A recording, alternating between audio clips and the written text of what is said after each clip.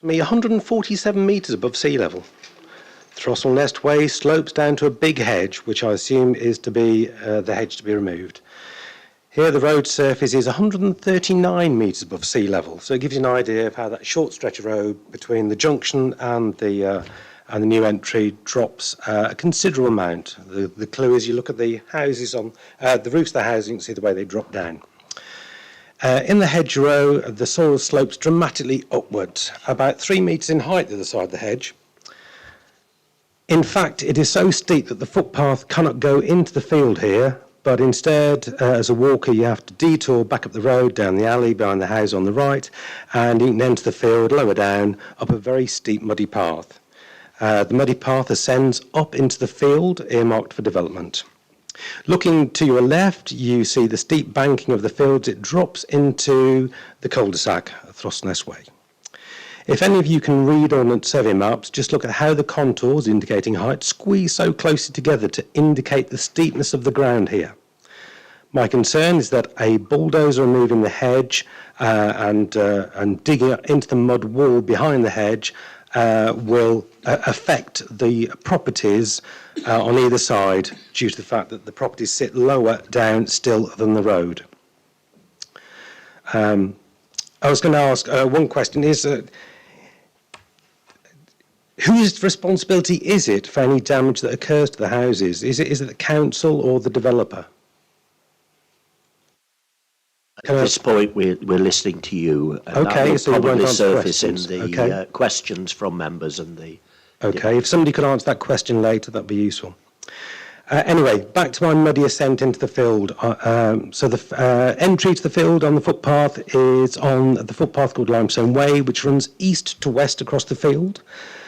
My next question would be, which you won't give an answer, is will the path be closed during the development? And will the route of the Limestone Way be moved temporarily or permanently to go around or through the new development site? So, walking up the slope into the field, as I get towards the top of the slope, it is apparent how very exposed the plateau of this field is.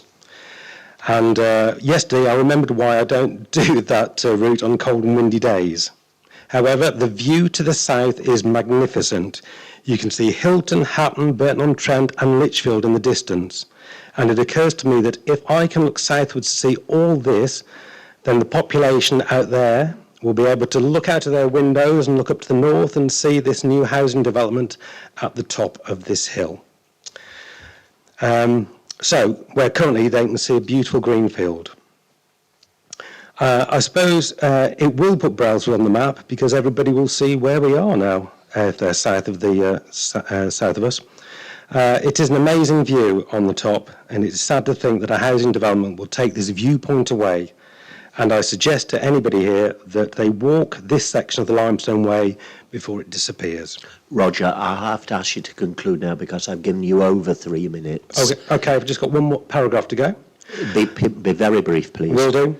So on the plateau, I noticed a couple of odd concrete structures and a large mound just a few yards to the north of the path, and I asked whether this is the buried reservoir. Will the area of trees remain, or will they be removed during development? And at the muddy eastern edge of the field, I leave the Limestone Way, travel down past Henry's shop to the entrance on the road. The entrance on the road is at 133 Roger, metres. I'll ask you to cease now, please, because if I allow this to everyone that's booked in to speak tonight, okay.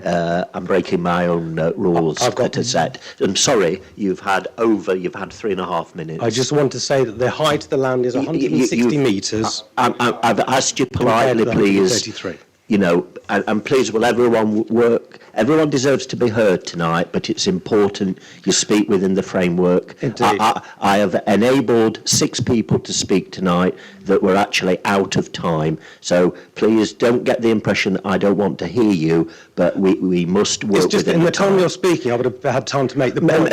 It's 160 metres at the top. Maybe so, but I think the chairman's answered the question. You've had your time. Please vacate the chair. Thank you. Okay, thank you. You don't want to listen to me? So, can I just ask Sean, please, in terms of the 2 questions that Roger Clark raised pertaining damage and path closure, will that be answered later? That's something we've made a note of, yes. Right, yeah. Yes, sir. Sorry, Chair. There were several questions, that not just those two, that I made a note of. So I'm sure Sean will answer those questions, I hope. Thank you. Thank you, Councillor Hobson. So we call upon Roger Wilkinson, please, who's going to speak against the application. And again, Roger, it is 3 minutes, please.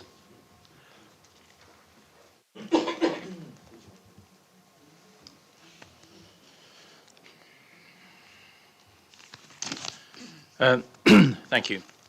My name is Roger Wilkinson, and I'm a resident of Brailsford. The cumulative impact of ongoing housing development in Brailsford is stretching local infrastructure and services to breaking point and causing substantial harm to residents. Brailsford Primary School is already oversubscribed by 37 pupils. Recent planning consent for 108 houses will add a further 52 pupils. The Gladman application for 70 houses off Throstle Nest Way, if granted, will add a further 33 pupils. The school simply does not have capacity for additional 85 pupils. The school is already using its hall as a classroom. This is clearly a mistake in the estimation, and the proposed £350,000 contribution will not remedy this crisis. Also, Brailsford Medical Centre is already oversubscribed. The cumulative impact of 2 recent planning approvals, and this will lead to an additional 350 more patients. The proposed £70,000 contribution will not add a consulting room, let alone pay for the recruitment of much needed GP staff. Brailsford allotments were bulldozed in 2021. The developer's proposal of a £5,000 contribution towards allotments will not provide restitution for residents, and in any event, where is the land?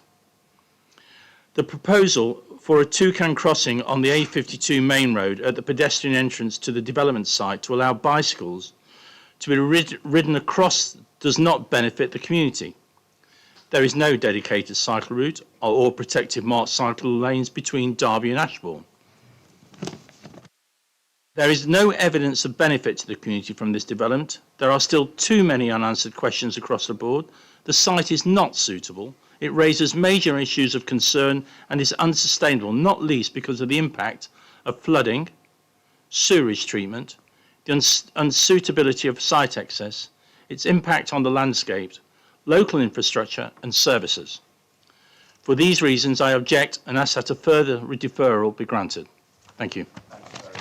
Indeed. So the third speaker is Paul Sharp, please. So Paul, if you'll come forward, and again, you've got 3 minutes, please. My name is Paul Sharp. I'm a resident of Brailsford. I'll quote from the Planning Officer's report to the committee, 3rd December 24. Paragraph 7.2.9, policies S1 and PD8 of the local plan state that the council will support development proposals that avoid areas of current or future flood risk and which do not increase the risk of flooding elsewhere. Whilst both the developer and the planning officer have been at great pains to state there is no flood risk to the development site itself, even the Lees Roxburgh flood risk assessment does not deal with the flooding impact to neighbouring areas. We have shown on several occasions, including video evidence to committee members, that surface runoff regularly floods the surface culvert to the northwest of the site. And despite raising it several times, this omission from that assessment has been studiously disregarded and not responded to by the officer or by the agent. And this is only one of many examples of the evidence we've presented being disregarded. The Ordnance Survey contour map of the site shows a steep drop into this culvert to the northwest, and continued flooding is a certainty. Unless the developer can make water flow uphill, this cannot be directed to the proposed attenuation. The lie of the land downwards away from the attenuation pond is another hard fact which cannot be again disregarded, and perhaps this is why it was omitted from the assessment. The paragraph further states that the application must be accompanied by, quote, a robust flood risk assessment. This culvert floods directly onto the A52 and thence into the drainage system, a huge volume of water which has not been included in any calculations or assessment. And given this glaring omission, the assessment cannot be considered, as in the paragraph, robust. Being inaccurate, it cannot be used to base a decision on. And at the 12th of December meeting, several councillors raised this themselves, acknowledging that flooding and overburdening of the outdated drainage was indeed already a problem. The local flood authority has not opposed the development. However, it has come to light that Severn Trent Water's records do not include all of Brailsford's watercourses and culverts. They're simply not documented. Now, if the LFA only did a desktop survey instead of a site visit, then their submission is based on incomplete information, as are other areas of this application. Would councillors please ask for confirmation of what type of survey was done by the LFA? On the 11th of January, the BBC reported that an attenuation pond, such as the one proposed, had overflowed in Leicestershire. Residents were forced to dig trenches to divert the water in the early morning. Both the developers and the local authority denied any responsibility for the repairs. This attenuation pond was not elevated, but when the proposed one, which is elevated above neighbouring properties, overflows or leaks, the steep elevation will mean there is no time for residents below to dig trenches. At the last meeting, the decision was deferred as councillors felt they needed further information to be able to make a decision. A sewage cumulative impact assessment and a confirmed site visit by highways rather than a desktop one, amongst other things. Paul, I'll have to interject because it has gone over time now. All right. Yeah. We acknowledge the planning department needs to meet targets, but this can be accomplished elsewhere without such a detrimental impact on our village. And the village has already taken far more than is fair. I ask councillors to please make a decision considering the quality of life and well-being for Brailsford residents, rather than one which simply lines the pockets of developers and landowners. Okay, thank you. Thank you. Yeah. Please, when we have these sort of public meetings, most of us with an egg timer at home go through our stuff in order to, be fair. So please, there's quite a few people yet to speak. Try and work within the prescribed limit, please, because, I'm not the sort of person that does want to interject and shut you down, but we do have a framework that, we have to work to. So can I ask now Carl Newby, please? And again, Carl, you're a local resident speaking against the application. Thank you. My name is Carl Newby and I'm presenting with regard to the Brailsford sewage treatment works and associated foul drainage. The sewage treatment works is owned and operated by Severn Trent and is located to the south of the main A52 on Brailsford Golf Course. Brailsford Brook runs from the south-east and enters and runs through Brailsford Golf Course from an easterly direction, ultimately joining the River Dove. The treatment works handles foul and surface water from Brailsford and other local villages. There have been issues with flooding around the treatment works, the A52 and also local residents' gardens for many years.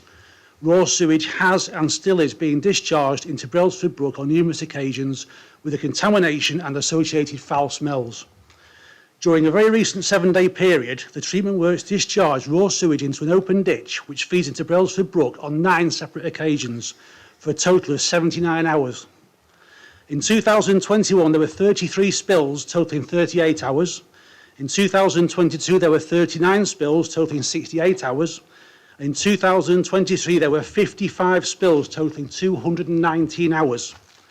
From 2021 to 2023, this represents a 5-fold increase in raw sewage discharges into Brailsford Brook. This is before 140 additional houses and climate change have their effect. All this data and more is readily available to the public on Severn Trent and numerous other websites. I, for one, would not look forward to retrieving golf balls from a raw sewage contaminated stream. There is a risk of salmonella, E. coli and cryptosporidium parasite infections for humans, livestock and wildlife. At an Ednaston and Brailsford Parish Council meeting held on the 1st of April 2020, Severn Trent stated there were a number of culverts and watercourses that were not on their records, and that going forward, developers were to drain into a nearest ditch or watercourse.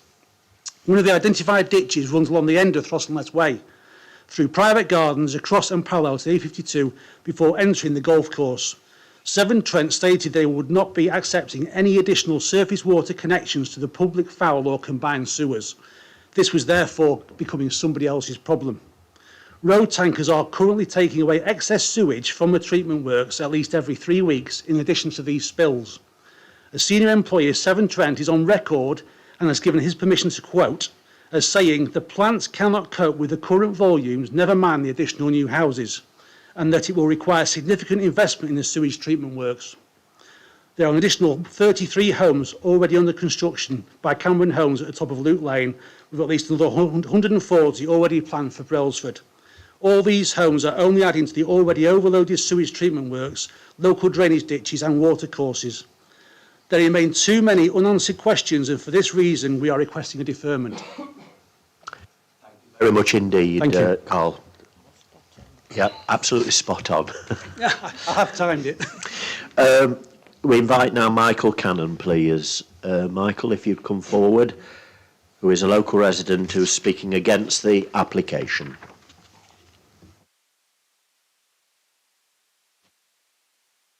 Good evening, members. I'm Michael Cannon with 50 years' experience in highway design and engineering. At the previous meeting, when the application was deferred, members requested further information from officers regarding official road widths required for access to the Gladman site. Nothing has been forthcoming from the officers or DC Highways, and this is not satisfactory and now relies on research carried out by others. As a fellow of the Chartered Institute of Highways and Transportation, I was awarded the Certificate of Merit last year, so I feel I'm well qualified to advise on this topic. Having spoken to colleagues involved in the Nottingham University Transportation Engineering Centre and consulting engineers, they have provided the following. In 2024, Hawke, H-A-U-K, Highways Authorities and Utilities Committee published the Home Red Book, Part 2, Operations, Traffic Control, Minimum Width of a Two-Way Road in the UK. Unobstructed widths. Standard normal. Traffic including buses and HGVs, 6.75 metres width. Cars and light vehicles only, 5.5 metres width. So the potential Throstle Nest development will clearly come under standard normal, especially with delivery vehicles, HGV construction traffic of some 5,000 movements, and later on buses. The 5.5 metre width of Throstle Nest cul-de-sac, including proposed entry to the building site, is shown on the developer's plan, reference Gladman potential site access, drawing January 24, number 1379-FO2. At 5.5 metres, it is clearly outside existing legislation. This width is for cars and light vehicles only. The road cannot be widened, and this access to the site for construction traffic is illegal, as well as other traffic later on. On this basis, I strongly ask the members to reject the current application and for the developer to return at a later date with a new application and legal access. Thank you. Mr. Cannon, thank you for your comments. And now it's Graham Hesling, again a local resident who's speaking against the application. Thank you, Chairman. Good evening, I'm Graham Hesling. I'm a chartered mechanical engineer and I live in Brailsford on the north side of Main Road. As we know, Brailsford's a rural village that's grown up around a predominantly agricultural based community. The proposed development, as we all know, is on a greenfield site. Currently, the farmer has got 110 acres of this land down to cereal crop, which isn't the full extent of the land because some of it has proved to be unworkable because of climate conditions over the past autumn. It's also postulated that the wetness of the land is actually getting worse because of development work at higher level. As we know, water migrates downhill. I raised a point about this land in my submission of the 28th of August, so within the time frames for review, and I didn't see that discussed or addressed at all, so I felt compelled to re-raise that with another email on the 18th of December 2024. Now, the access to this whole network of fields, because this proposed site links to and adjoins many other fields, it's all accessed from the field entrance adjacent to Townswell on the main road. So the proposed development has got this field entrance as a pedestrian and cycle access. Approval of the proposed development will therefore preclude any further agricultural access to the whole network of the green fields, not just the proposed development site, the whole lot, and effectively turning all of that extensive network of fields into a grey field site. And given the current government's policy of targeting brown and grey field sites for development, this will doubtless lead to subsequent applications to extend development, which you won't have any choice really than to rubber stamp going forward. So I think that's something that the committee should give serious consideration to. There's already been full topographical, ground sampling and GPS, ground penetrating radar archaeological surveys of all of this land that must have been commissioned, I suspect, by the landowner. And I can only assume that that is in anticipation of getting approval for the current application and subsequently extending applications. Now, in 2019, Derby Dales District Council declared a climate change emergency. You at this point to conclude. Yep, sure. Yep.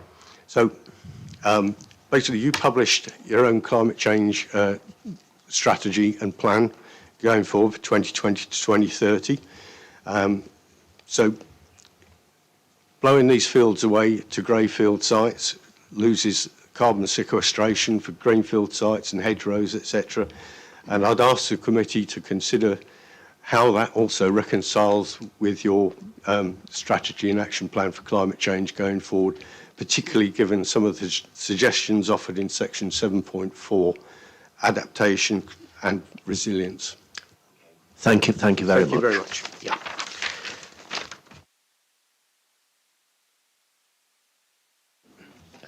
Chris, how do you pronounce?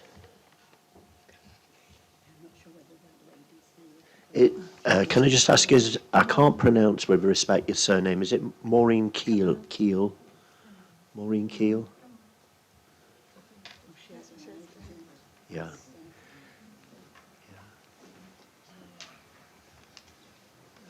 So I understand that Maureen is a local resident and Maureen will use the opportunity to speak against the application. Chair, would it be okay if I read Maureen's speech because she's worried about the time limit? No, that's absolutely fine. My name is Maureen Kendall. I've lived at Throstle Nest Way for 47 years. I was chair of Brailsford and Edniston Parish Council during the 1980s and 1990s. I am here to read a statement on behalf of my Member of Parliament, John Whitby. This is the statement from John. I previously attended the council meeting in December to oppose this development, and while I am unable to attend this meeting today, I would like to make it clear that my view on this development has not changed. I have visited the proposed site and thank the many local residents who have been in touch and taken the time to show me the many issues that surround the proposals. It is clear that this site is inappropriate. There is the likelihood of increased flood risk with pre-existing drainage and main water issues, as well as the exceptionally concerning underground reservoir, which at least some of the development will be on top of. There is a serious risk to local people, infrastructure and property from flooding if this development goes ahead. There is also the impact on local infrastructure like the primary school and medical centre, the conflict with the local plan, the serious concerns about site accessibility due to its elevation, and the impacts on traffic congestion, increased noise and air pollution, and the unsuitable entrance to the developments. The character of the village and its community must also be taken into account.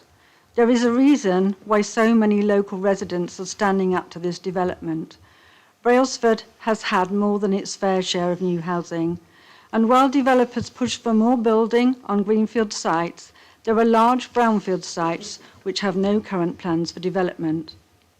Finally, the serious lack of genuinely affordable or social housing in this development means there is absolutely no argument that can be made to say local people will see any benefit whatsoever if this goes ahead. It must be recognised that this site has clear precedent for refusal, as permission has previously been refused several times for similar reasons. I want to see more affordable housing for future generations, but in inappropriate sites like this, developers must be stopped from simply tweaking their applications and coming back, forcing councils to make decision time and time again until the developer finally gets their way and makes profit at the expense of a local community. Can I just add one thing that Mrs. Yes, you've still got say? time. You've still got time. Mrs. Kendall wanted to be here because Mrs. Kendall was chair of the parish council during the 1980s and 1990s when previous applications were made for the development of Throstle Nest Way. Thank you for reading those comments, and thank you to Maureen.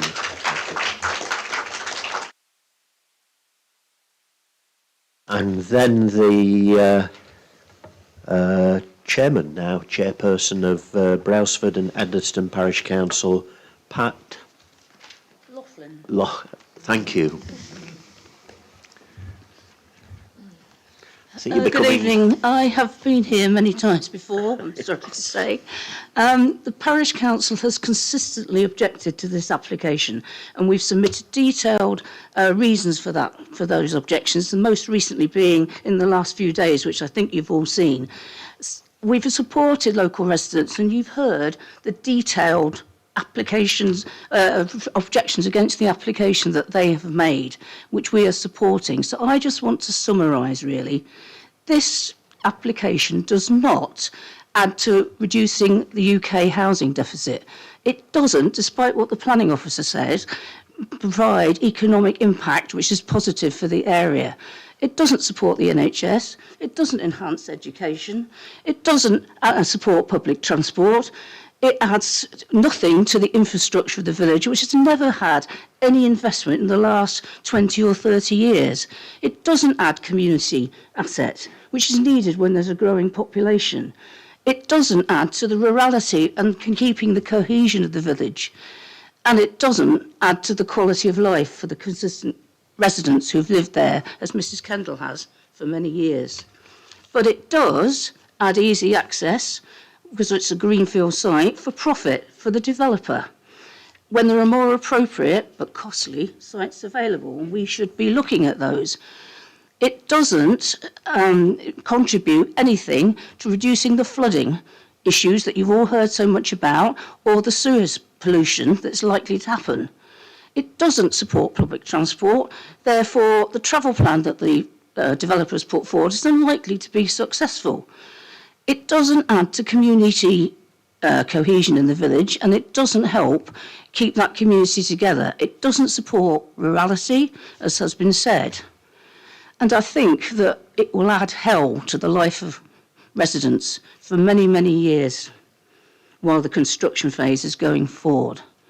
I think even more importantly, I want to say to you that all these objections have come forward. I think there were over 200 objections made to this application. And local residents tell us at the parish council that they don't feel that they're being listened to. And that is undermining the democratic process, which in these turbulent and challenging times is quite disturbing. And finally, I know that anybody who goes into public service, and I'm one of them, does it because they want to support the locality and the people they represent. This application doesn't do that. It doesn't add to the life of our village. It's destroying the life of our village. And therefore, if you want to achieve the aim of supporting local people and protecting the environment, please, we urge you to refuse this application. Thank you.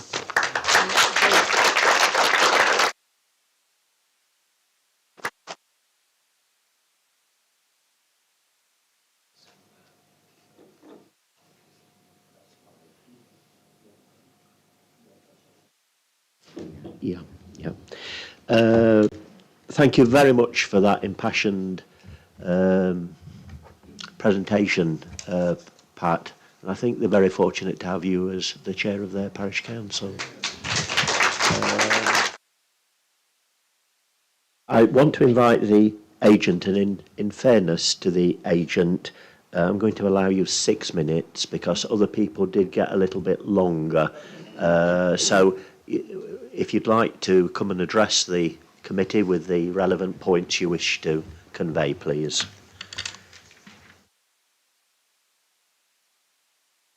Good evening. My name is David Huff, Technical Director for Gladman Developments, the applicant for this proposal, and I'm speaking in favour of this application. I've been working on this scheme since the very beginning and have quite extensive experience of delivering housing developments across the county and indeed the country.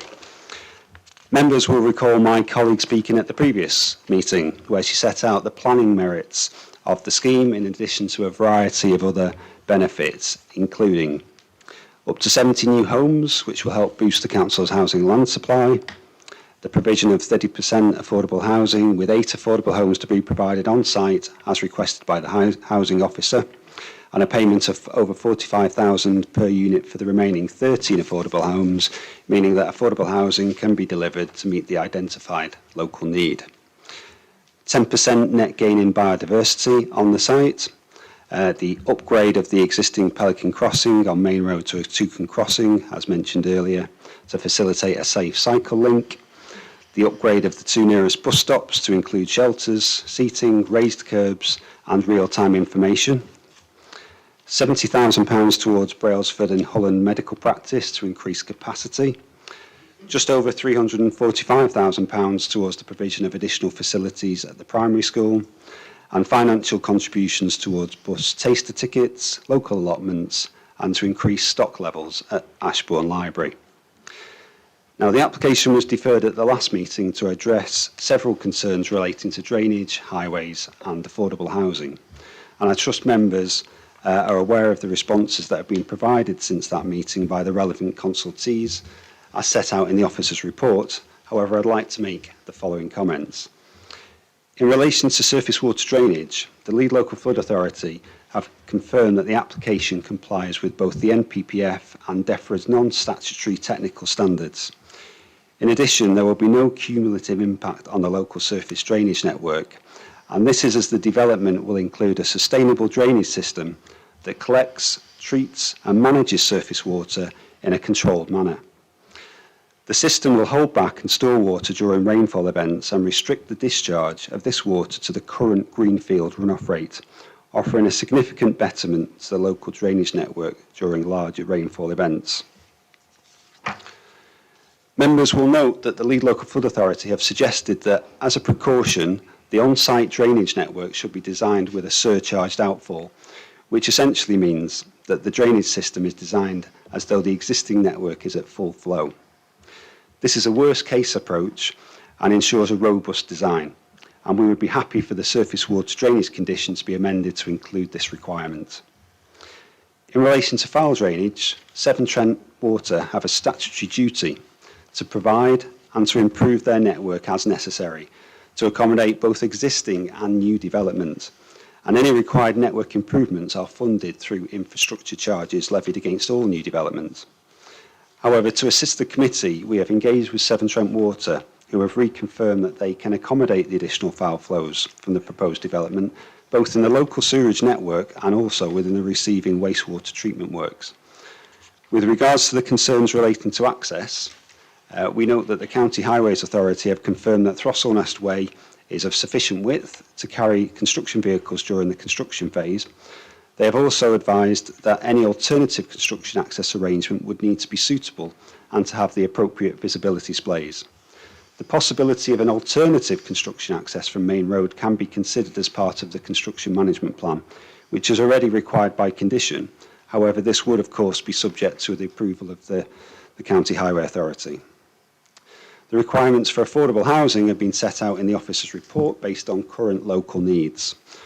Our application proposes a policy compliant 30% of affordable homes to be delivered either on-site or as a financial contribution to suit the local demand, secured through the Section 106 agreement. And just to possibly answer one of the queries which the officers may not be aware of, but our client has confirmed that he does have alternative access to his retained land, so the development will not restrict access. So in summary, we believe that the matters of concern from the previous meeting have been fully addressed and that the proposed development will result in a sustainable addition to the village of Brailsford, and we therefore respectfully request that this application is approved. Thank you. Thank you very much for your comments, Mr. Huff. So, members, if we,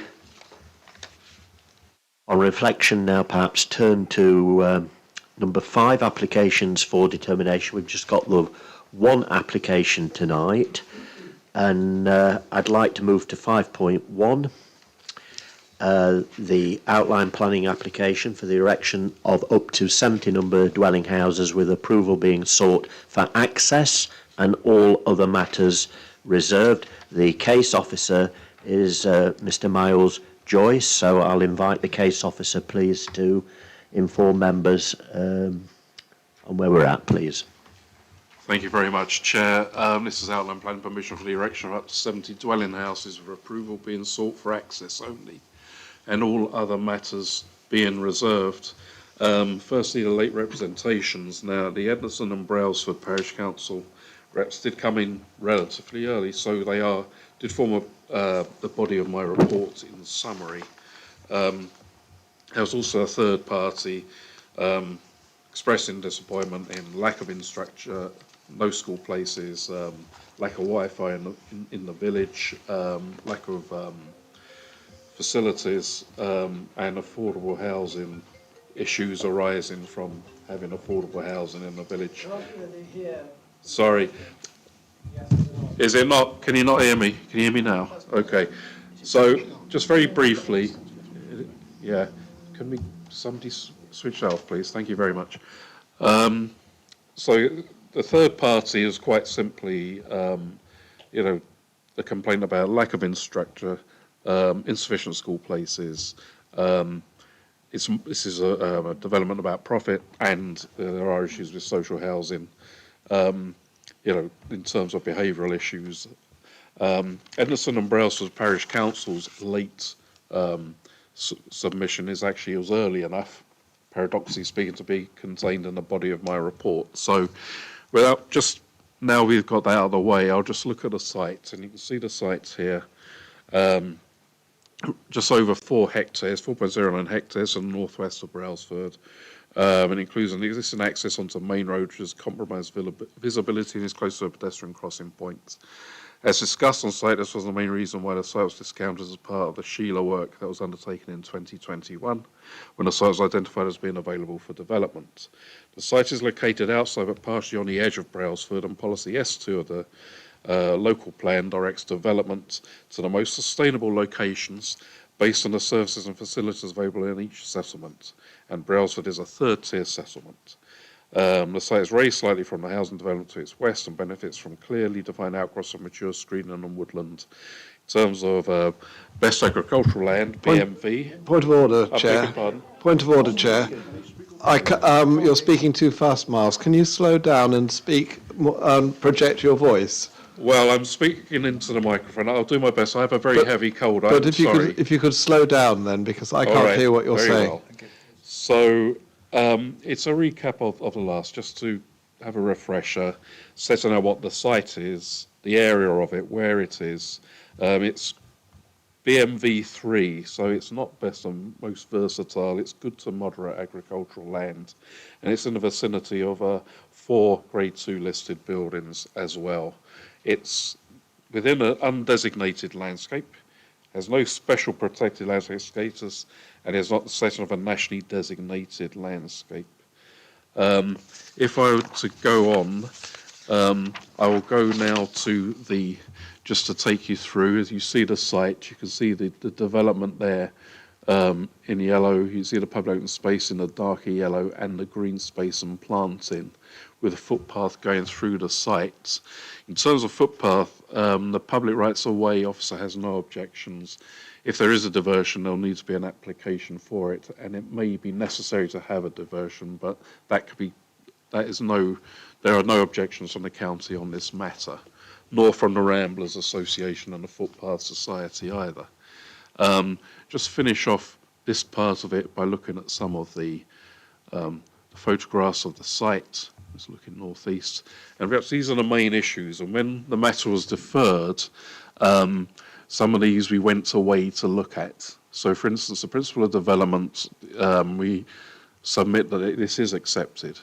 The affordable housing, there was a reason for a deferral, and we'll go on to that in a minute. And the updates there. Other developer contributions were accepted by the applicants, and impact on heritage assets.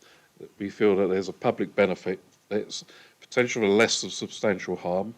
However, the public benefits outweigh any harm identified, and that test has to be done in accordance with the National Planning Policy Framework, and we have applied that test and found that it does outweigh any harm identified.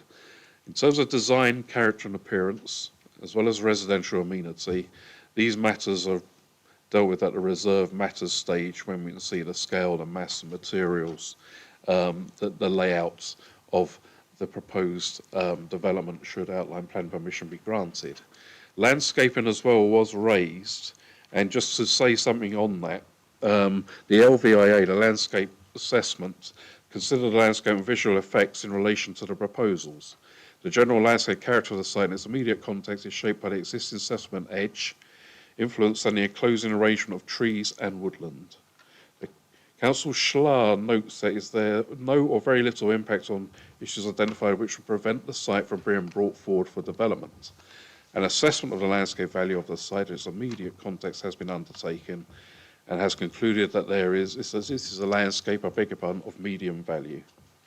The tree officer recommends that an arboricultural impact assessment and an arboricultural method statement should be required during a subsequent reserve matters application.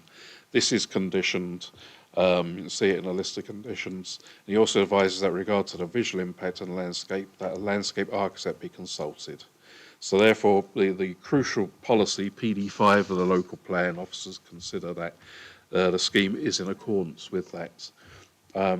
As I go down the list, ecology and biodiversity net gain, there is a requirement for 10%, and this can be conditioned, as it will be an on-site BNG, and you'll see again in the list of conditions the ecological conditions that are attached. In terms of flood risk and drainage, this is one of the reasons for deferral, and this is updated. There's a highway safety and access, another reason for deferral and updated, and finally, conclusion and recommendation remains unchanged. In terms of other developer contributions, there was a reason for deferral relating to the type of affordable housing need in the local area. Now, the reasons for deferral were firstly a clarification from the lead local flood authority on the cumulative impact of the development and the extent they have exercised responsibilities under the Flood and Water Management Act, I beg your pardon, that's 2010, I beg your pardon, request to Severn Trent Water to provide infrastructure reports, establish what impact proposal will have and what the existing infrastructure is, an update from the County Highway Authority with regard to the width of access arrangements and their acceptability, also the degree of transparency of their evidence base and whether alternative routes for construction traffic could be explored, and additional information regarding affordable housing needs. Now, the lead local flood authority, when consulted, they need to ensure surface water runoff is no greater post-development to comply with and not increase in flood risk as advised in the MPPF and DEFRA's non-statutory technical standards. The proposed development proposes to discharge into existing culvert and complies with the above requirements. They advise if committee want further understanding of cumulative impacts on drainage flood risks, they can commission a cumulative drainage impact assessment for Brailsford. In terms of the LLFA, they are a statutory consultee, but there are no requirements in the Flood and Water Management Act 2010 for this. Flooding from sewers is for the water company to address and request that STW requesting whether a sewage report and plan commissioned. The current future sewage capacity did go unanswered by the SWT, but the STW did, have no concerns about the proposed development as sufficient capacity is there in their view. In terms of affordable housing needs and provision, we're bound by national and local planning policy, that's the MPPF and the local plan. Identified local need of 8 units for the site, and a residual requirement is usually provided via off-site financial contribution. However, if the applicant is willing to offer a full, I think 30% on site, this would be policy compliant. And first homes, whilst popular as a tenure, is not affordable to those in local housing need based on house price earning ratios. They advise that the latest iteration of the MPF does seek the delivery of more socially rented housing rather than first homes. In fact, the relevant footnote in the MPPF 31 no longer requires a minimum of 25 affordable housing as first homes, but the delivery can continue where the local authority judge they meet local need. Therefore, we consider first homes not an optimal product for this local authority, but happy to accept the applicant is happy to accept affordable housing provision requests, as long as they are legislatively compliant, i.e. with the SIL and the Reg 123 regs. So to conclude, the recommendation is to resolve to approve the application subject to completion of the relevant Section 106 legal agreement and attachment of conditions as set out below, with delegated authority to the Director of Place and Economy to approve any amendments to those conditions as deemed necessary. Thank you. Thank you, Miles, as case officer, for that outline. Now, can I kindly remind members, Peter O'Brien has to do this as I do at each meeting. The next section is about questions, not statements, please. We will have a debate where you will have time to convey whatever you want within the debate, but please, it's 3 questions. If you want to ask the representatives 3 questions rather than the officer from the County Council, that is your prerogative. So please bear in mind that this is now, in the light of what's been outlined, a time purely for members to ask pertinent questions. Before I proceed, Mr. Wilkinson, is it? You keep putting your hand up. Mr. Wilkinson. No, I've got right. Right, I apologise, we've never met before, so please have a bit of grace that, you know, you keep putting your hand up. I have to say, this is not now part of the public remit of the meeting, and I can't allow that, because once I do, everybody else can then chip in. We are now the elected planning committee that has the task of determining this application, and I would hope most of you will feel that I have tried fairly to enable you to have your say tonight. So please, we will start first with Councillor Peter Slack. Your question, please, Peter. Thank you, Chair. Excuse me. Miles, the first question is, at the previous meeting, I asked for Severn Trent to do a report, a written report on the improvements we've made in Brailsford over the last 20 years. All Severn Trent have done at the moment is say it's acceptable, and there's no evidence of improvements on the infrastructure of the sewerage. That's number one question. The next question is to the highways. This is a big development. Will that particular access take all that traffic onto the Ashbourne Derby Road? That's my second question. And the third question is, a gentleman mentioned about trees, not being enough trees on the site. So That's my third question. But the first question is the main question. Thank you. Thank you, Councillor Slack. Can that be responded to, please, by the relevant people? I sent an email to STW Severn Trent Water before Christmas, and I followed up in the new year. I didn't get a response on that. You know, you did ask me, but I can only chase so much. I did chase twice. You know, the local flood authority is very kindly attending tonight. In terms of highways, again, perhaps best if the highways, County Highway Authority answers that particular question.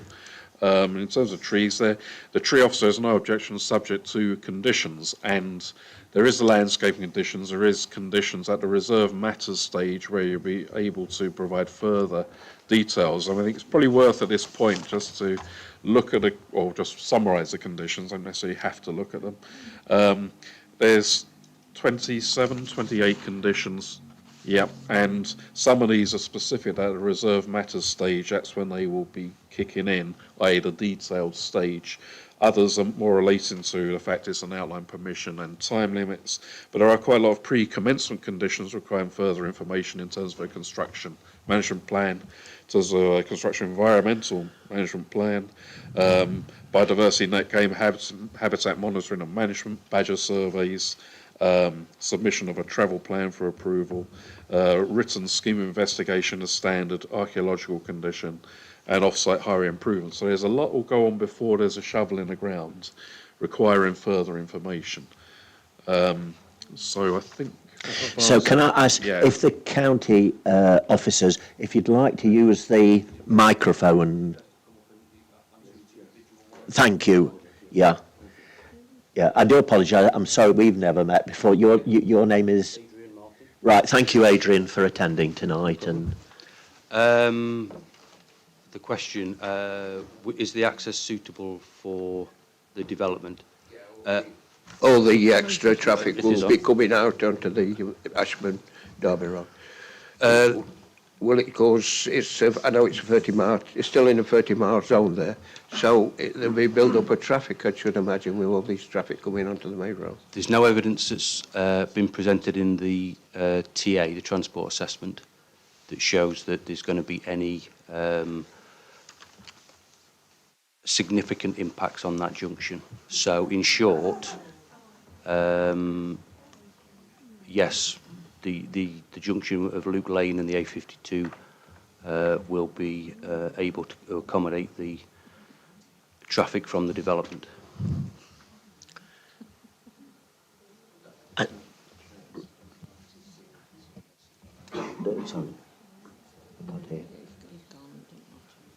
Chair, I'll reserve the right to come back in debate. Right, yes, absolutely, that's fine. Councillor Dobbs.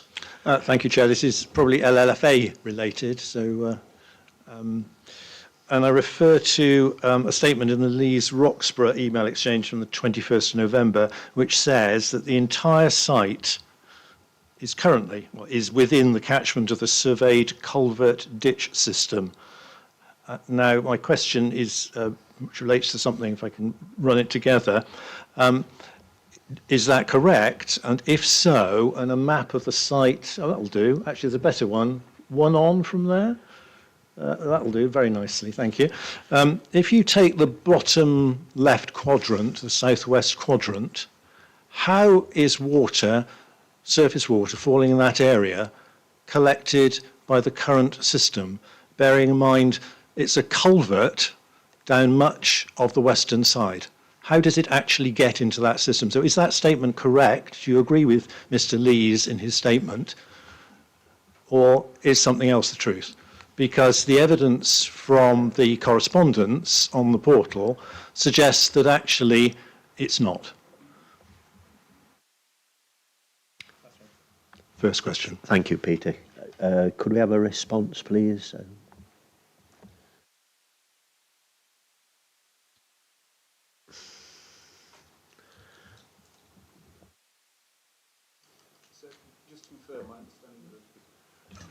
Just to confirm, my understanding of the question was, how does the southwestern portion of the site drain to the existing culvert? The statement was that the entire site area is within the catchment of the surveyed culvert ditch system. Yeah. My understanding from the documents that have been presented is there's a number of different culverts or watercourses that have been, the information has been provided to us. There's the one that flows down Throstle Nest, the one that flows towards Throstle Nest and then flows down Alley Walk into the A52 and then continues on to outfall past the hall towards the golf club. And there's a further one that flows down the southeastern edge of the site. The statement that I don't have in front of me, but was that the southwestern area discharges to the, it's all within the catchment of the culvert down the A52, is that correct? To clarify, it's a sealed culvert. How does the water get in there? Yes. So the watercourse that flows through Throstle Nest Plantation, that connects into the culvert ultimately in the A52, which we've got mapped here. And then the southeastern, as I'm looking at on this drawing, that connects into the culvert down the A52 as well. The site itself, there is drainage within the site itself that goes into a manhole into the culvert on the A52 at the site entrance, at the current site entrance, not the proposed current one. And do you see my question? Perhaps you don't. Sorry. Yeah. I've not seen a statement, so I've not got it in front of me at the time. Do you want to reassert your question again, just for clarity, Peter? The point is that a lot of these arguments rely on betterment from an existing situation. What I'm trying to get at is I don't think the existing situation has been established. So if you argue betterment, you're choosing the wrong point to begin from. And perhaps I can move into my second question, and that is, if you have site betterment, how does that play off in terms of planning gain, a planning advantage, versus the fact that it may harm in terms of flooding, and I'm talking about PD8F here, flooding elsewhere. How do you weigh up those two things? Because I think there's plenty of evidence, and we heard that from one of the speakers this evening, that this Brailsford floods from the culvert at a very particular point regularly. Mm-hmm. Okay, so Chris, could you speak up, please, because people can't hear. Thank you. We worked at DEFRA's technical standards for sustainable drainage, of which there's a number of them, and the way all LLFAs assess that is a site is brought to us, proposals, and the area of the site is provided, and then the applicant or the applicant's consultant will provide a greenfield runoff rate for that site, and then the greenfield runoff rate has to be maintained for that site, and the volume has to be maintained for that site, the runoff volume. So with this particular site, there's a number of different greenfield runoff rates for different return periods, and the return period, well, the greenfield runoff rate that they're sticking to for the entire site is what's called the QBAR. It's the average runoff rate, and that will be 6.96 litres per second in this instance. And that is across all rainfall events. That's across every return period for a 1 in 1 year event up to 1% annual event plus a 40% allowance for climate change. So an example is that these are the figures that have been calculated to us. We have checked, we have reviewed, that a 1 in 100 year rainfall event plus a 45% allowance for climate change will result in a pre-development runoff rate of 25.06 litres per second. In the corresponding event, post-development, that will still be 6.96 litres per second into the culvert, which they're the technical standards that we have to work to. Peter, your third question. My third question, yeah, which follows on very nicely, and thank you for that. And that is, would you like to offer your opinion on the fact that you may not be familiar with the fact that the Cameron Homes development, which is an extension to something at the top of Luke Lane, has discharging from its balancing pond a rate which has been elevated to a maximum of 22.5 litres per second. And that's off a similar size site. I don't know the actual area which is regarded as development within that, but it strikes me that you're under 7 litres per second off this site with an undefined capacity of balancing pond seems strange. Would you like to comment? Well, the rate that has the 6.96 litres per second for this site that I referred to, there's an amount of volume that's been stored in the balancing pond that will facilitate that runoff rate in all return periods up to 1 in 100 plus 40% climate change. We've had some hydraulic calcs for that as well to demonstrate that that's feasible and possible, and there's room on site. Okay, thank you. Councillor Lees. Thank you, Chair. Yeah, just to follow on a little bit from Peter's comments there. I think I've read in the report somewhere that there's talk of an underground aquifer on this site, and Mr. Palmer Clark brought up earlier on, I think the first speaker, about some mounds which could relate to an underground reservoir there. Do we know?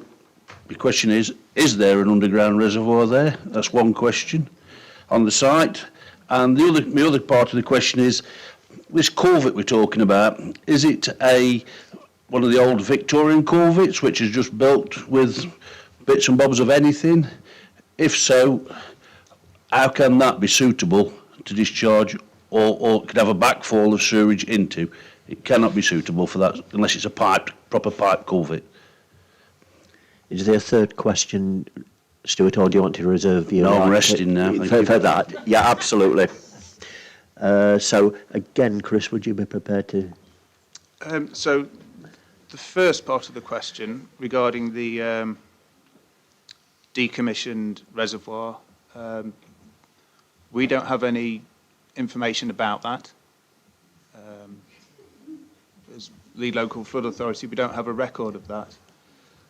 We're a statutory consultee for major development with surface water implications. Right. It would be, you may have to look in the decommissioning documents of the reservoir for that. That's something out of our area of what we would be consulted on. Yeah. I'll just bring back Councillor Lees, please. Yeah, so the answer to my question is then that, yes, there is a reservoir there, but we don't know when it was decommissioned or whether it's still being used. I'll just bring in Sean, please. Thank you, Chair. Through you. If I can just hopefully add a little bit of clarity to that point. I mean, the fact that it's a reservoir, it's decommissioned, that will be Severn Trent that can respond to not the LLFA. So we've got little or no chance of getting an answer from Severn Trent then on this, whether it's a reservoir or not. Then really, I know, put a bit of light on the subject, but we haven't, have we? So we don't know its capabilities, its uses, or anything. Then it's up in the air. The fact it's been decommissioned would suggest what its use is, i.e., defunct. Yeah, but somebody will find a pipe, connect to it, and away we go again. I've seen it in previous. I think. Yeah, but that's my question anyway. Thank you. Okay. Councillor Hobson, please. Did we get an answer on the culvert? Sorry, no, you didn't. Could you just... My question was, is it an old Victorian culvert or is it a proper piped culvert? Right, thank you, Stuart. A definitive answer would be, we don't know the condition of the culvert at its full length, either up Alley Walk or up the eastern side of the boundary, or further up the A52. A culvert survey will define the condition of the culvert from the point of discharge from the site through to the outfall, which we have recommended that a condition be brought forward for that. Thank you. Thank you. Miles, do you wish to comment at all? Has any of those aspects surfaced while you've been... I'd just like to refer to the conditions 24 to 27, with its pre-commencement conditions, assess the drainage hierarchy for approval, details how surface water runoff will be avoided during construction phase. Also, development carried out in accordance with the flood risk assessment, development in accordance with the approved drainage details, of which there is several. So if you look at that, there's 4 conditions which have been requested by the lead local flood authority, which locks this in, and that is part of any outline permission that's granted will have those conditions attached. Thank you. Councillor Hobson. Thank you, Chair. This buried reservoir, so I was going to ask about the impact of this buried reservoir. Thank you. That's the first question, yes. Yeah, through you, Chair. I mean, effectively, as we've confirmed already, I'll just, for the avoidance of doubt, repeat it. It's Severn Trent, basically, who are responsible for that. Therefore, I mean, there's unfortunately we haven't had anything back from them to that extent on that, so we can't answer that question, Councillor. Okay, thank you. Second question. Do we accept that all these tankers taking sewage away every week is unacceptable, and it's only going to get worse with more houses? Through you, Chair. I mean, I'm assuming you're talking about a general condition in the settlement where we're asked this evening, members are here to consider this application. Well, this application will have an impact on lorries taking away sewage, which I think is an unacceptable thing. Even if they comply with the pre-commencement conditions as already outlined by the case officer. Okay, third question. It says the committee could commission a cumulative drainage impact assessment. How long would that take, and do you know how much that would cost? Thank you. Given the fact that's outside of the remit of this plan application, what we could ask on that would be a cost to the council as a whole, and I couldn't comment any further whether or not there's funds available or whether or not the council could commission that, or how long it would take. It just said committee could ask for it. They could ask for it, but there's no guarantee it would be brought forward. Thank you, Councillor Hobson. Councillor David Hughes. Thank you, Chair. In returning to flood risk again, which is, I think, a responsibility of the local lead flood authority. And there is the concern I have is flooding from overflowing sewers and an overflowing combined sewer, and the Flood and Water Management Act 2010 defines a flood in certain terms, but it includes flooding from combined sewers. And as such, my belief is that the flood authority does have some responsibility to assess, to take this into account in making decisions about development and in developing a flood risk strategy and identifying risks that are flood risks, which it has to keep a database of. So can I ask, Chris, could you comment on that and why you believe it's not part of your responsibility? And given that Severn Trent also declines to come before the committee, and you, thank you, have come before the committee today, and we really appreciate it. Thank you, Councillor Hughes. Chris, thank you. I can't speak for Severn Trent, but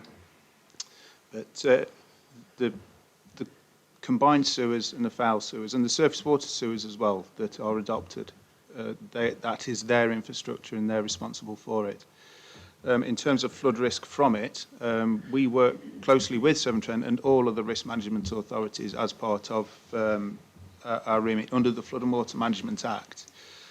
Under planning legislation, Town and Country Planning Act, Development Act Order, our responsibility is to be statutory consultee for surface water with, well, for major development with surface water considerations.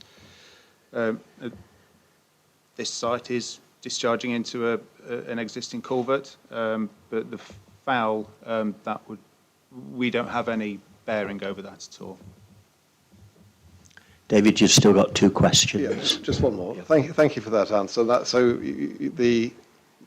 Just to summarise, you're saying that you do have a responsibility under the Flooding and Water Management Act, but not but that doesn't cover the planning aspects of it.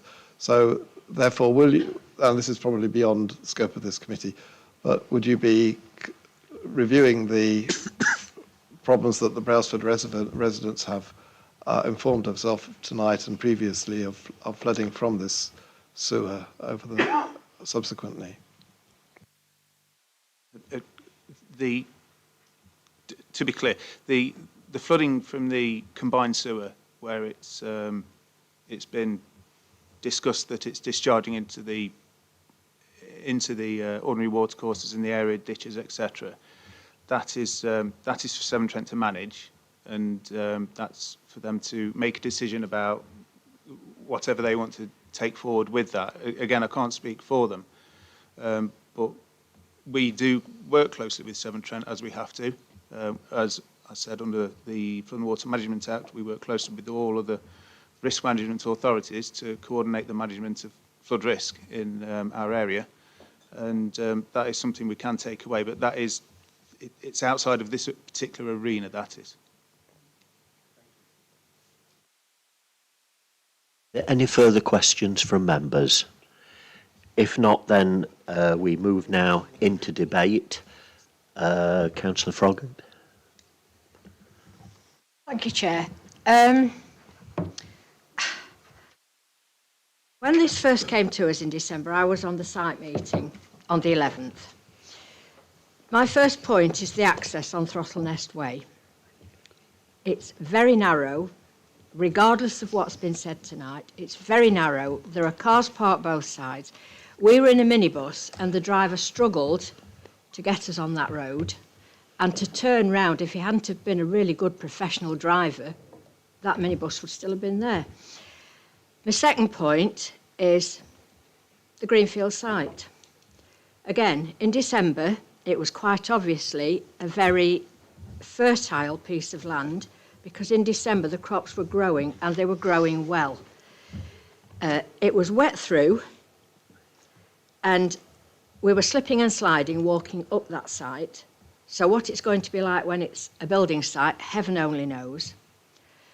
And my third point is, this government's housing targets are absolutely ridiculous. They're going to turn Derbyshire Dales into a concrete jungle, and it's just not acceptable.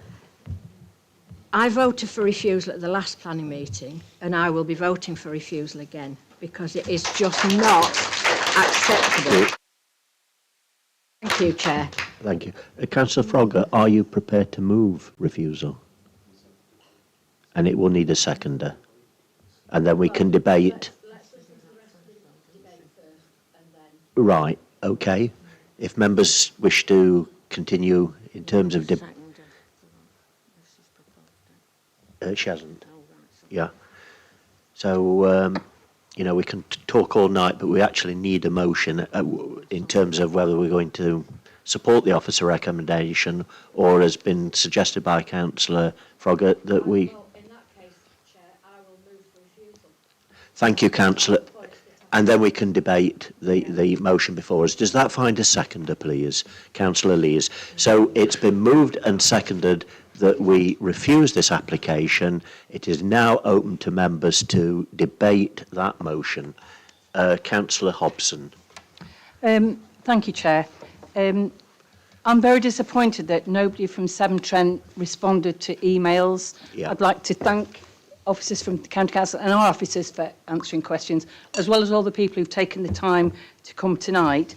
I did note that Paul Sharp and Roger Palmer-Clark asked quite a lot of questions, so I do hope we will be able to come back to the questions that they asked, you know, in a written statement. My comments are, Mr. Sharp talks about evidence being disregarded.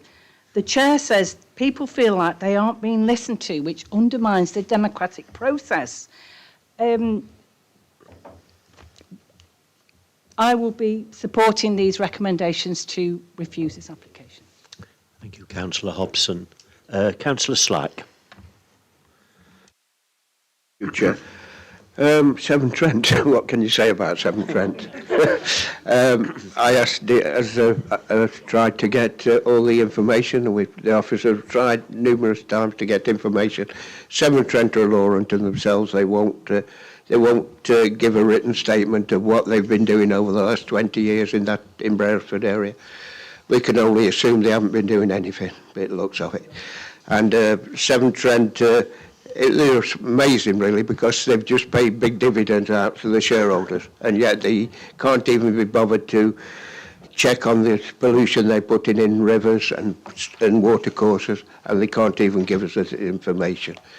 So I'm very, very disappointed with Severn Trent, and I think they really should have been here tonight to answer the questions, in my opinion.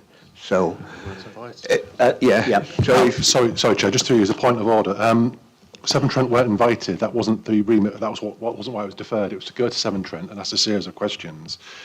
Even if they'd been invited, I mean, they may have come, they may not have done. I can't speculate on that. But just to clarify that point, they weren't asked to attend this evening. Right. Thank you.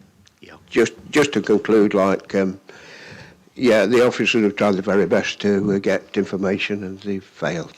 So, what can I say? Thank you, Peter. Councillor Dobbs. Thank you, Chair. One of the hard lessons of planning committees, and perhaps I can share this with the members of the public, is that we have to make decisions within planning law. I think it's all too easy to look at this development and think that there's so much wrong with it, we can't let it go forward. But you have to have reasons in planning law. Otherwise, we go straight from a decision at this meeting to an appeal. And that's expensive, and it doesn't always end with a different decision either.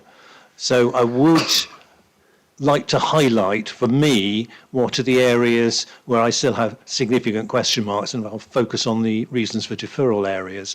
And that is, I'm still not convinced, without more conditions, that the surface water business is tied up.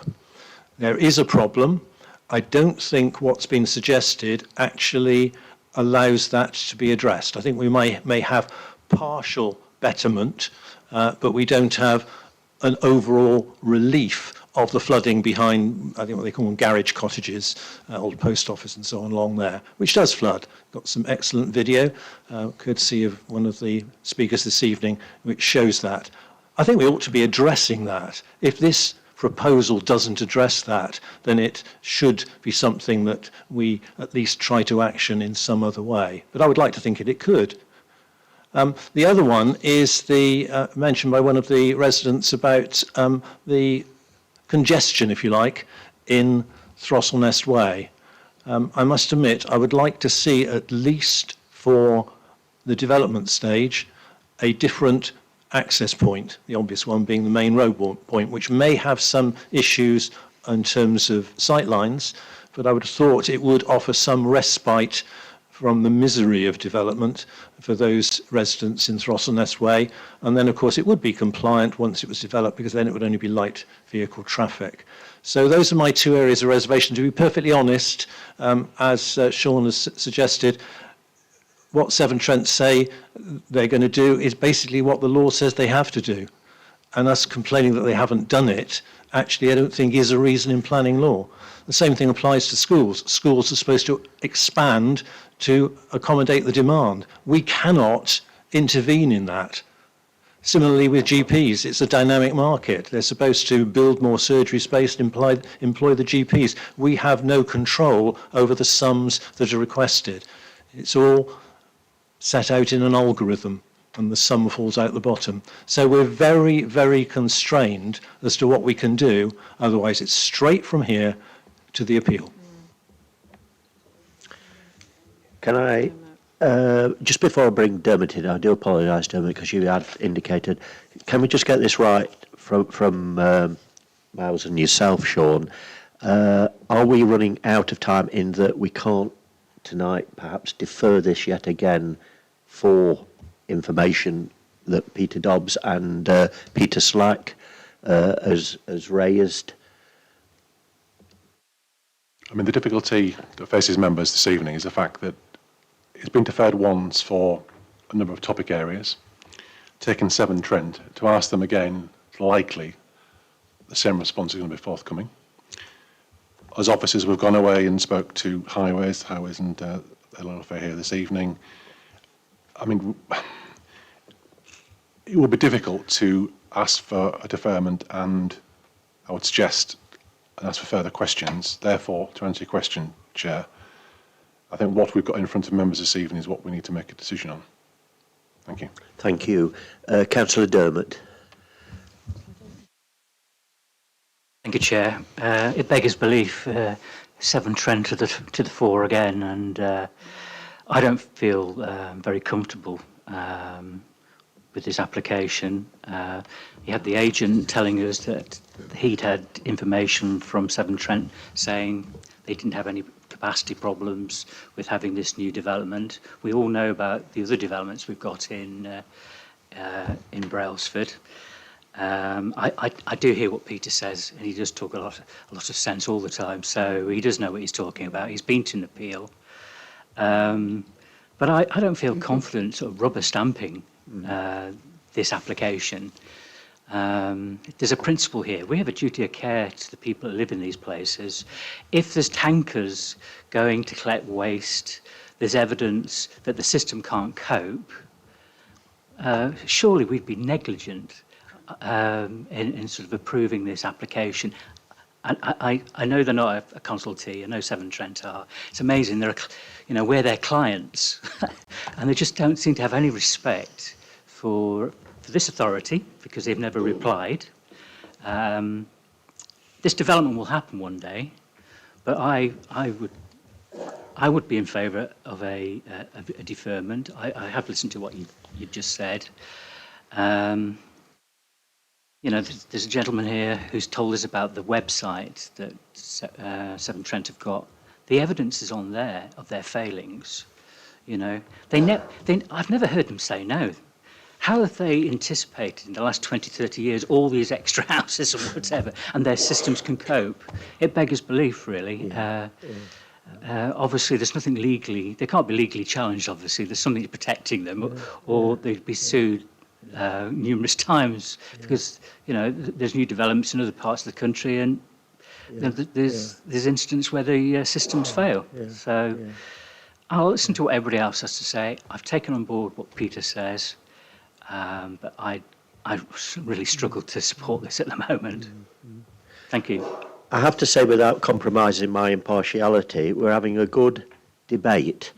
And my heart goes with the chair of the parish council, because all of us sat around this table are exactly like you, Pat. We want the best for our communities. None of us sat around here we totally understand, where you were coming from. It's just the rotten law, isn't it, that's boxing us into these situations where, we've recently lost a couple of big appeals and the goalposts aren't stacked against us, unfortunately. But having said that, please, members, we can perhaps have an addendum, is it, at this point, to test whether or not we want to defer on the grounds that we're still not satisfied that all the relevant information has been provided in order for members to reach that decision, or we test the motion. But if we test the motion, I do have to bring to the attention of the mover and seconder that you're going against officer recommendation. We will have to adjourn the meeting. No problem with that. I've been in the same situation myself, but we then have to come up with the reasons why we are refusing. And we have to be very, very careful, that we get that right. Now, please, other people haven't spoken. How do other members feel? Councillor Melstrom. Could we perhaps have a brief refresher on the reasons for deferral last time and have a really close look at whether we have in fact got what we asked for when we deferred? I think that's utterly reasonable. Miles, and can you speak up, please, Miles? If you can, yeah. Sorry, I'll take it from Miles. Okay. So basically, clarification from the local leaf flood authority on the cumulative impact of the development. and the extent they have exercised responsibilities under the Flood and Water Management Act, 2010, to request that the Severn Trent Water, STW, to provide an infrastructure report to establish what impact the proposal will have and what the existing infrastructure is in the immediate vicinity and the settlement. And then an update from the County Council Highway Authority with regard to the width of the access arrangement, because it's the access arrangement we are considering, the principle on access, the degree of transparency of their evidence base, and whether alternative route for construction traffic could be explored. And finally, additional information regarding affordable housing needs. Councillor Maelstrom. So thanks. This might veer into a question really. I'm just trying to sort of make sure I understand where we're up to on those. So on number 1, LFA have clarified that the foul drainage is a matter for Severn Trent and not them, and that's all they will say on the matter, but they're satisfied with the surface drainage whilst admitting that they don't know anything about the impact of this reservoir, decommissioned reservoir. Yes, because that falls under this Severn Trent's responsibility. And I know some members have mentioned already that there's still concerns over something. I think Councillor Dobbs mentioned that, I'm not suggesting it should go this way, it's up to members' consideration, but some of the conditions could perhaps be added to, or perhaps do need added to, were members to vote in favour of it for surface water. But officers have clarified in the report and through Miles that we believe that that portion of the question has been answered, that what we were asked to look into. Right, but they accept they've answered it on the basis of incomplete information. They've just done the best they can with what they know to be incomplete information. No, they've done what they can or been asked to do based on the information they've got to hand. Yes, but they accept that it's incomplete because they accept they don't know about the decommissioned reservoir. As we've already clarified, that's not to do with the LLFA, it's to do with Severn Trent. So are we satisfied that has absolutely no impact on surface water drainage? Yes. Yes, okay. On number 2, we didn't get anything from Severn Trent. That should be STW there, should it? Yeah. Yes, it did, yes, yes. So we still don't know what impact this proposal will have or what the existing infrastructure is. Is there anything we can do to condition, a precondition, that this cannot go forward until we actually know what's under the ground here? In short, no, but Severn Trent have come back and said that they are, well, they're not objecting to the application. That's within the actual update, the updated addendum. We know they're not objecting, but that's all they will say, and they won't tell us what's down there. They indicate that there's sufficient capacity to take the development. Is there anything we can do to make this wait until we know about this reservoir and the state of the culverts? That's up to members' debate, but I would strongly advise against that.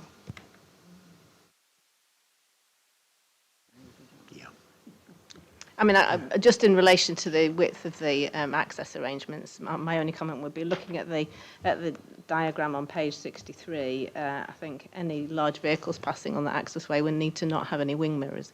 But I think, thank you. I think that's all I wanted to say. Thank you, Councillor Maelstrom. Councillor Burfoot. Thank you, Chair. Well, I've listened very carefully, especially to the residents here tonight. I think what Councillor Dobbs has said makes such a lot of sense. We are absolutely up against it on this one as a planning committee. If I personally go through, I know you've mentioned this, Councillor Maelstrom, but if we go through the reasons last time for refusal, for deferral, sorry, the LFA have as I see it, I think I'm right, they've fulfilled their obligation to this planning committee. Severn Trent, what can we say about Severn Trent? You know, words fail me about Severn Trent, to be honest. County highways, as the local county councillor for Matlock, I'm constantly battling county highways at the county council, arguing what we know as local residents is the actual situation on the ground, and I get knocked back all the time. and I would imagine that this is exactly the same. So if we're trying to use a reason for refusal from county highways, we are going to fail. I don't think there's any question about that. Sean would perhaps like to, or Miles would perhaps like to just just confirm that that is the case. We are not going to win the case on county highways. They have stated their position. In terms of sort of conditions, I would hope that if the decision tonight is for approval, that the conditions that we impose are going to be the strongest conditions that we possibly can, to protect the people of Brailsford. I mean, we've, somewhere along the line we've talked about public benefit. I'm struggling to find any public benefit on this one, but we are where we are, and I don't know what other members are going to do. I'm still listening. Thank you, Sue. Councillor Slack. I'm going to ask the officers probably number one question, really. If we was to refuse this, would we be able to defend, if it went to appeal, would we be able to defend it? I know it's the $1,000 question, but would we be able to defend that, or would we lose again on have to pay a lot of money out again? For you, Chair. I mean, I can't answer that, Councillor Slack. I mean, at the end of the day, the planning inspector, whoever they are, whoever is appointed from the planning inspectorate, they are then the decision taker. They'll have to weigh out all the facts of the case. They will look at what the consultees have said to the application. And despite whatever may be suggested, were members to move refusal, if they are of the opinion that that can't be substantiated, then they will take a ruling on that. But again, I can't indicate one way or the other, Councillor. So just to conclude, I think the Vice Chair, Sue, has weighed it up to, if we do accept it, we've got to have the very, very strongest conditions we can do. And if they go away from them conditions, we can stop the development. Is that feasible?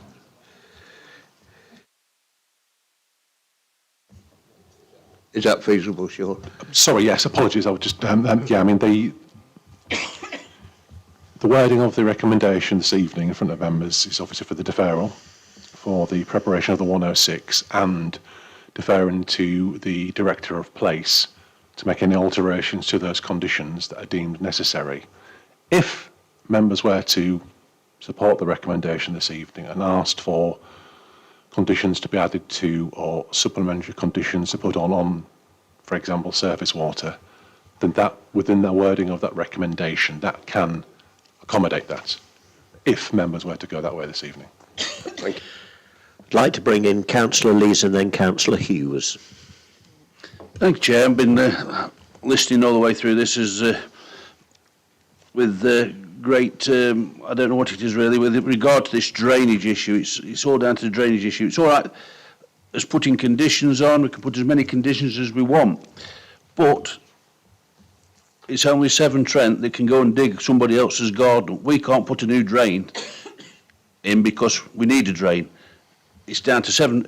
I may be wrong, you may correct me on this, but it's Severn Trent ultimately that will have the responsibility to make sure this water gets away off this site, which we haven't got that confidence in my opinion.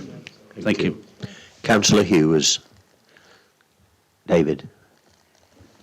Yes, Chair. I think we all know where this is going, so I'm going to suggest some conditions. The first is that the attenuation basin. The attenuation basin is above ground, and do we know much about it? I don't know whether we do, but I think it will require a risk assessment and detailed design to be tested by a suitable consultant or the LLFA prior to building. In terms of access, Peter Dobbs' proposal that access for construction is provided as the developer's agent suggested, could be provided from the main road rather than from a side road. Those are my two to start. I'm sure other people will have others, but those are my two to start. Thank you. Thank you, David. I'm a little confused, even though I'm chairing the meeting. We've got a motion of refusal. So do we test that first, and then it depends on the outcome of that motion, doesn't it, really? Sorry.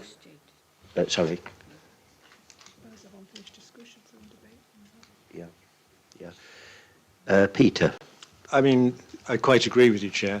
But on the other hand, if we say what our conditions might be, then it may well alter the thoughts of people. Can I say what my two would be? Yes, absolutely. That prior to any development, the preface for all of them, the ownership and condition of the entire extent of the culvert proposed for discharge be determined, and the condition to be established by camera survey and a report provided to the LLFA for their approval of its use for the existing and proposed discharges, condition extra number 1, or 3 after Councillor Hughes, and then 2, a detailed surface water discharge report be prepared that confirms a reduction in flooding risk at that part of the stream where it emerges from the culvert and passes behind the garage cottages, that is Old Post Office, Hawthorne Cottage and Bramble Cottage. So that's that part where flooding currently occurs. This is coming back to my point about how can you have overall betterment that worsens flood risk in another place. I would read that as contrary to PD8 Part F.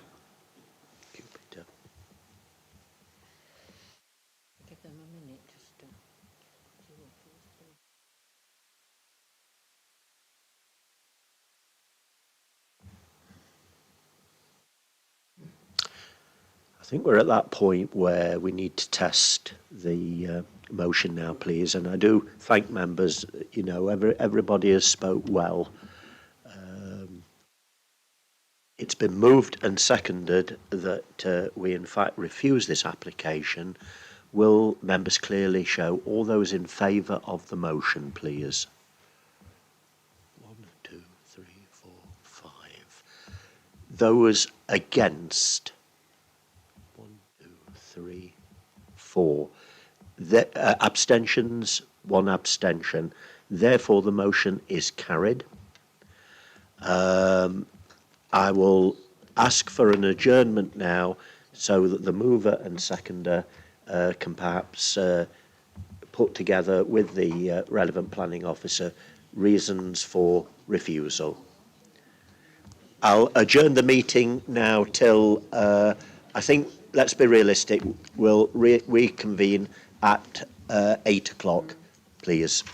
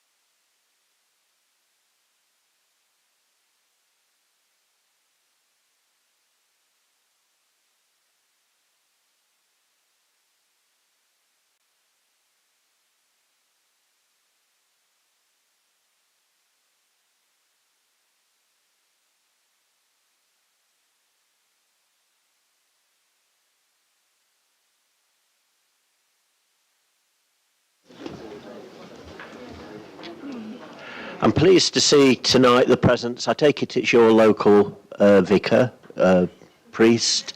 I mean, it's been almost like a political version of the Moral Maze tonight, hasn't it? And I just wish Giles Fraser had been chairing this tonight. But I do have strong links to Brailsford because my wife's grandparents, there is a brick, they were very committed Methodist people, and you will see in the Methodist chapel, as you look, different names of people that bought a brick and put money in for the Brailsford Methodist Church. Their surname was Gadsby. Anyway, I'm digressing, aren't I? So, I'll just wait for the legal officer, Christine Lim, and the principal planner. So it was moved and seconded that we refuse this, and that was approved. On the basis of that, can you outline, please, the reasons for refusal? Sorry, Chair, given that it's a member Overton, it's the members need to read it out. Right. So, Councillor Froggatt, would you kindly, and Councillor... Right. Only because I can't read his writing. Thank you, Chair. Councillor Froggatt can't read my writing, and neither can I, so yeah. So, the conclusion is, given the lack of certainty over the details submitted in support of the application, it is not considered... So, to do with drainage, was that, Councillor? Yes, so, yeah. Given the lack of certainty over the details submitted in support of the application, it is not considered that the proposal complies with criteria F of policy PDF of the PD8, of the adopted Derbyshire Dales Local Plan December 2017 and the MPPF 2024. That is our reasons for refusal, Chair. I'm not going to reopen it for debate unless any member wishes to draw on any points of order, because we've had the debate, we've had the vote. So on the basis of that, I therefore conclude the meeting. Thank you, members.